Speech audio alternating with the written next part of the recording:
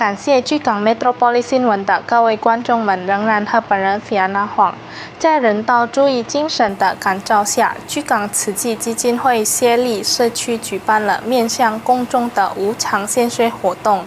这次活动旨在号召广大民众积极参与这项虽简单却意义重大的社会公益行动。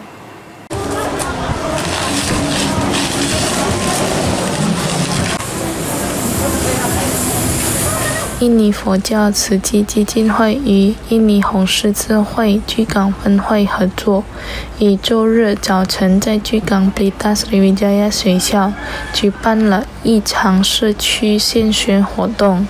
活动由慈济居港 Sukarami 协力点法旗，向社会公众开放。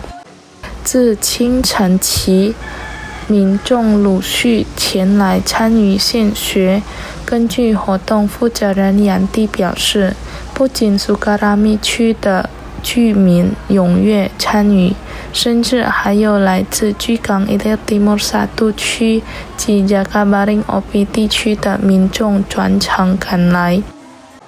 整个献血过程井然有序，并由红十字会的医疗团队全程监督。在正式献血前，参与者需先进行基础健康检查，包括血压及血红素浓度检测。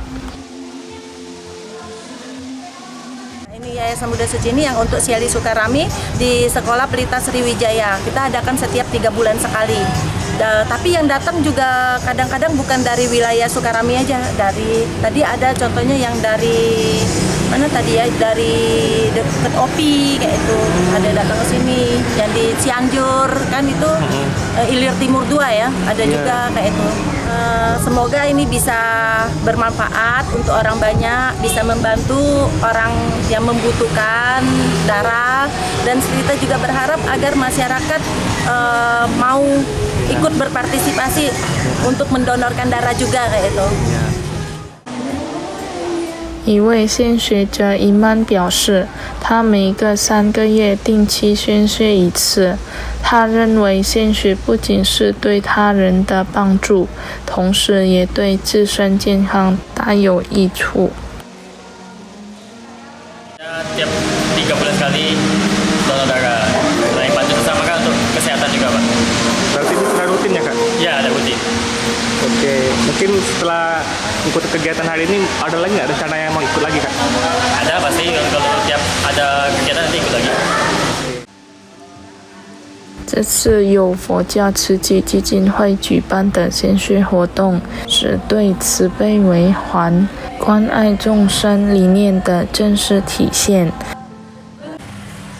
Hafid Dainul Pal TV